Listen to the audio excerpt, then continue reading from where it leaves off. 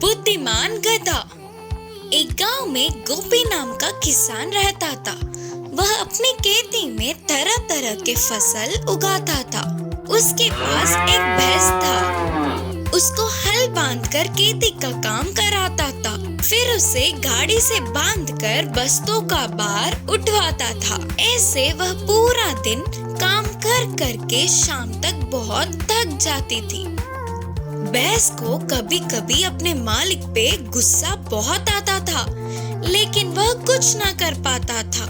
फिर कुछ दिनों के बाद गोपी एक गधे को खरीद लाया। भैंस के पास ही उसे बांधे रखने पर उससे परिचय बढ़ाकर गधा उधर की कब्रें जाना चाहती थी। ऐसे धीमे धीमे उससे बातें बढ़ाने लगी। मालिक तुम्हारा अच्छे से ध्यान रख रहा है ना? करके गधे ने भैंस से पूछा। भैंस ने गधे को अपनी सारी कष्टों का वर्णन किया। पूरी बात सुनकर गधे ने कहा, माना तुम्हें अपना काम कम होने के लिए एक उपाय दूंगा, सुनोगी क्या? इसी बात की इंतजार में रहने वाला भैंस जल्दी से उपाय बताने को कहा। तुम ना घास चरना, पानी पीना छोड़ के बीमार होने का नाटक करो, तब हमारे मालिक तुमसे कोई भी काम नहीं करा पाएंगे। बोलकर गधे ने सलाह दिया। उसके अगले दिन से ही भैंस ने ना ही कुछ खाया पिया, वह अपनी जगह से उठा तक नहीं। ऐसे ही बीमार होने का नाटक किया। तो किसान को उसे देख तरस आ रहा था, तो उसे वही छोड़ के खेत चला गया। जैसे गधे ने कहा, बिल्कुल वैसे ही होने पर भैंस को बहुत खुशी हुई। अब ना कुछ कर पाते हुए गोपी ने बीमार भैंस को छोड़ के सेहतमंद गधे को खेत में ले गया। उससे ही भैंस के सारे काम करवाया। ऐसे कुछ दिन बीत गए। ऐसे हर रोज काम कर करके थक कर शाम तक गधा ठीक से खड़ी भी नहीं हो पाती थी। वही भैंस बहुत खुशी से बिंदास रहती थी। भैंस को ऐसे देख दुखी होकर गधे ने कहा, अरे गलती कर दी मैंने, मदद करना चाहा तो वो पूरा काम मुझ पर ही पड़ा। ऐसे नहीं चलेगा, कुछ तो सोचना पड़ेगा। करके वो पूरी रात सोचकर एक निर्णय पर पहुंची। अगले दिन भैंस से मिलकर बोली, तुम्हें देख के मुझे बहुत दुख हो रहा है दोस्त, क्योंकि तुम अब किसी काम की नहीं करके तुम्हें पालना बेकार है। सोचकर तुम्हें पशुओं के आश्रम में भेजेंगे करके हमारे मालिक को मैंने किसी से बात करते हुए सुना। तब भैंस डर के अपने नाटक का अंत करने की सोचकर अगले दिन हमेशा की तरह घास चर के खुशी से इधर उधर घूमने लगी। भैंस हमेशा की तरह सेहतमंद दिखने पर किसान उसे खेत ले गया। इससे अपना काम कम होने वाले गधे ने चैन की सांस ली। इस कहानी की नीति है कि कभी कभी हमारे दिए हुए सलाह हमारे लिए ही मुसीबत बन जाते हैं। किस्मत बदलने वाला प्यार और दया। ये बहुत पहले समय की बात है। एक साधु जंगल के नदी के पास आश्रम का निर्माण करके रहता था। उनके कई शिष्य थे। वे सभी वही रहकर गुरुजी से विद्या का अध्ययन करते थे। वे विद्या के साथ साथ अच्छे अच्छे सीख भी देते थे। उस साधु के सभी शक्तियों में से एक अद्भुत शक्ति था कि वे मनुष्यों की किस्मत जान सकते थे। उन शिष्यों में एक 10 साल का बच्चा भी था। एक दिन साधु ने उस बच्चे की शक्ल को देखा तो उन्हें उसकी भविष्य का पता चल गया। उस बच्चे की आयुष्य पूरा होने को था और बस कुछ ही दिनों में वह मरने वाला था। गुरुजी को उस बच्चे को देखकर बहुत दुख हो रहा था। वह बहुत ही अच्छा बच्चा था। ऊपर से सब कुछ एक ही बार में याद करने वाला था। न जाने क्यों अच्छे को ही वह भगवान जल्दी अपने पास बुला लेता है, करके सोचता हुआ अंदर ही अंदर रोने लगा। मरने से पहले वह बच्चा अपने माँ बाप के पास होगा तो ठीक होगा। करके उन्हें लगा। इसीलिए साधु ने उस बच्चे को बुलाकर कहा, बेटा, अब थोड़े दिनों के लिए छुट्टी लेकर अपने घर जाओ। जितने चाहे उतने दिन अपने माता पिता के साथ खुशी से बिताना। वापस आने की कोई जल्दबाजी मत करना, करके समझाते हुए घर भेजा। विद्या को बीच में छोड़ के जाना नापसंद होने पर भी गुरुजी के कहने पर उन्हें ना बोल पाते हुए बच्चा घर लौटने लगा। रोज रोज भारी हो रहे थे। शिष्यों को विद्या बोध करने पर भी वह साधु उसी बच्चे को याद कर कर दुखी होते थे। गुरुजी में आए हुए इस परिवर्तन को शिष्यों ने ध्यान दिया, पर उन्हें कुछ पता नहीं चल पाया। ऐसे 3 महीने बीत गए। गुरुजी ने सोचा कि वह बच्चा तो मर गया होगा। अचानक एक दिन साधु पहाड़ी पे बैठकर नीचे देख के चौंक गए, क्योंकि वह बच्चा वापस आश्रम आता दिखा। पहाड़ी के ऊपर पहुंचने के बाद उस बच्चे की शक्ल को देखने पर अब वो अपना पूरा जीवन बूढ़ा होने तक जिंदा होगा करके उन्हें पता चल गया। क्या ये संभव है? क्या करने पर इसकी किस्मत इतनी बदल गई? करके सोचते हुए आश्चर्य हुए और पूछा, बेटा, तेरे इधर से जाने के बाद क्या क्या हुआ, पूरा बताना, करके अपने शिष्य से पूछे। तब वह बच्चे ने अपने घर लौटते समय क्या क्या देखा वो सभी बताया। बीच के रास्ते में दिखे गांव और पार किए हुए शहरों के बारे में बताया, उसके चढ़े हुए पहाड़ों के बारे में और उसके पार किए हुए नदियों के बारे में बताया। फिर साधु ने पूछा, और कुछ विशेष बातें हैं क्या बेटे? फिर शिष्य ने याद करते हुए कहा, एक बार मुझे एक तालाब को पार करना था गुरुजी।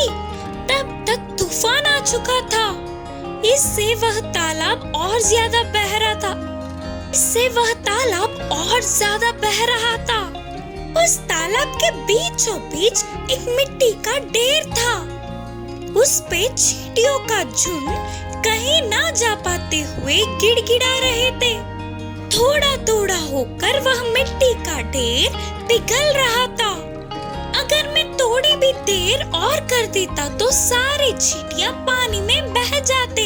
और गुरुजी, मुझे तो उन पर दया आई, तो तुरंत मैंने बाजू के पेड़ के डाल को उस मिट्टी के ढेर से लगाकर खड़ा था। तब सारे चींटियां डाल पे आ गए। मैंने उस ढाल को किनारे पहुंचने तक पकड़े रखा। फिर मैं अपने रास्ते चला गया। मैंने उन छोटे जीवों को बचा लिया। इससे मुझे बहुत खुशी मिली। तब साधु सोच रहे थे कि अच्छा, तो ये कारण है, इसीलिए देव देवताओं ने इसका आयुष्य बढ़ाया करके साधु समझ गए। इस कहानी से यह शिक्षा मिलती है कि हमारी किस्मत हमारे हाथों में ही होती है। मायावी घोड़ा। एक जंगल था। उस जंगल में कभी कभी एक राक्षस आकर अपने भोजन के लिए हाथ आए हुए जानवर को ले जाता था। उस राक्षस के आने पर अपने प्राणों को हथेली में रखे डर डर के रहते थे सारे बाकी के जानवर। इस बार वह राक्षस आया और सारे जानवरों को डरा के बकरी को उठा ले गया। इसी जंगल में एक घोड़ा था। वह बहुत ही सीधा साधा था, लेकिन उसके मासूम होने के कारण उस जंगल के बाकी के जानवर उसे हमेशा चिढ़ाते थे। हिरण ने कहा, अरे ओ घोड़े, इस पूरे जंगल का चक्कर काटना होगा, मुकाबला हो जाए क्या?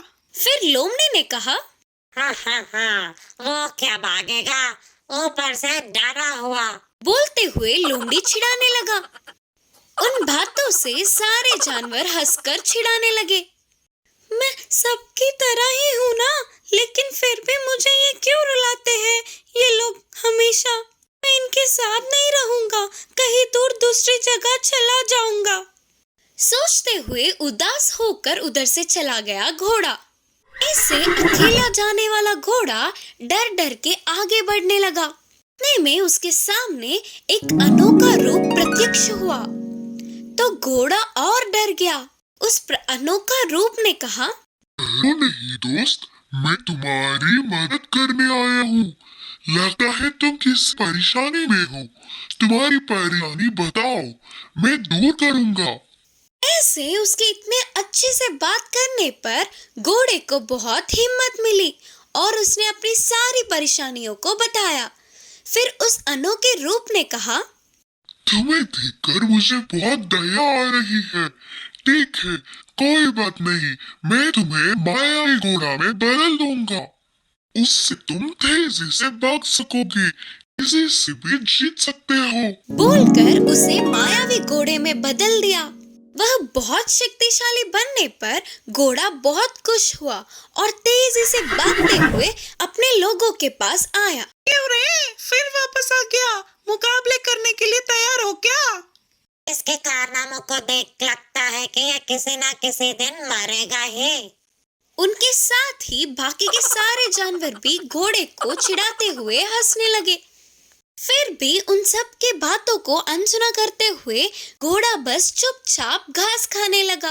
फिर थोड़ी देर बाद बड़े बड़े आवाजें करते हुए राक्षस वहां आया तो सारे जानवर डर के भागने लगे। राक्षस लोमड़ी को उठाकर ले गया।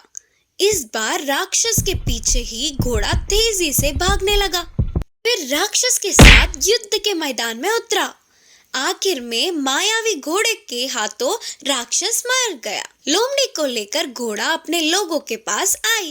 इसे उतने बलशाली राक्षस को घोड़े ने किस तरह हराया करके लोमड़ी अपने बाकी के सभी जानवरों से बोली। सारे जानवर चौंक गए। फिर घोड़े ने कहा, हमारे बल जानने के लिए हम आपस में मुकाबला करना नहीं, बल्कि हमारे दुश्मन से जीतना काफी है। तब सारे जानवरों ने घोड़े को छिड़ाने के लिए क्षमा मांगा। उस राक्षस से पीछा छूटने पर सारे जानवर खुशी से घोड़े को अपना नेता बनाया। जादुई हथौड़ा।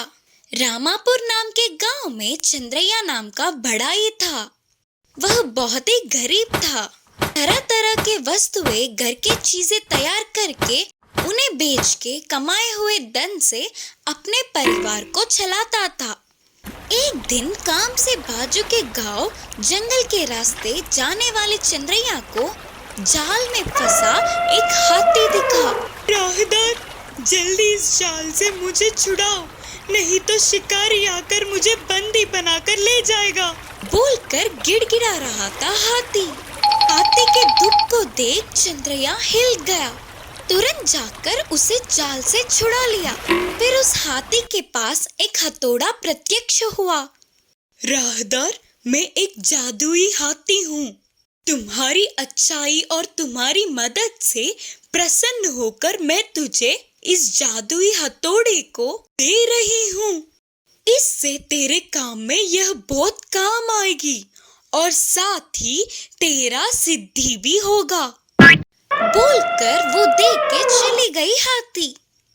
उस जादुई हथौड़े को घर लाने वाला चंद्रैया उससे अपने खेती का काम और घर के चीजों के तैयारी में उपयोग किया।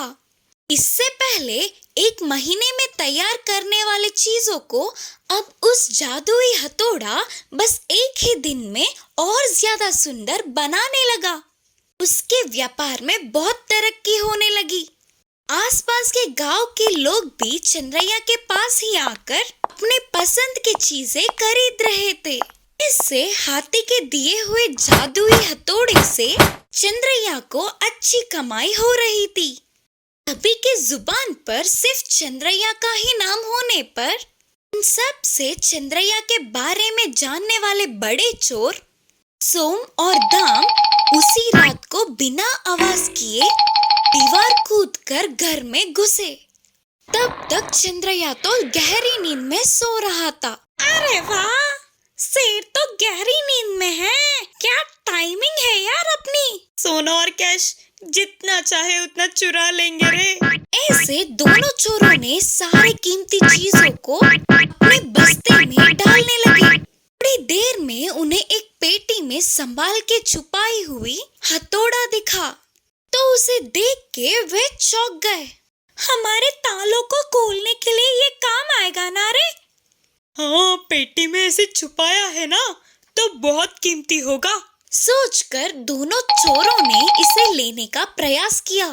इतने में वह हथौड़ा उड़ के दूसरी जगह चली गई। अरे अरे, ये क्या है रे? हमसे ही खेल रहा है। हाँ, हमें नहीं जानता है ना भाई। फिर दोनों ने उस हथौड़े को पकड़ने की कोशिश की। बाप रे बाप, ये तो कोई साधारण हथौड़ा नहीं है, ये तो जादुई हथौड़ा है रे, भागो। हाँ भाई, आपने सही कहा, चलो यहाँ से भाग जाएंगे। दोनों चोर सोम और दाम चुराए हुए सामान को वहीं छोड़कर अपने प्राणों को बचाने के लिए भागने लगे।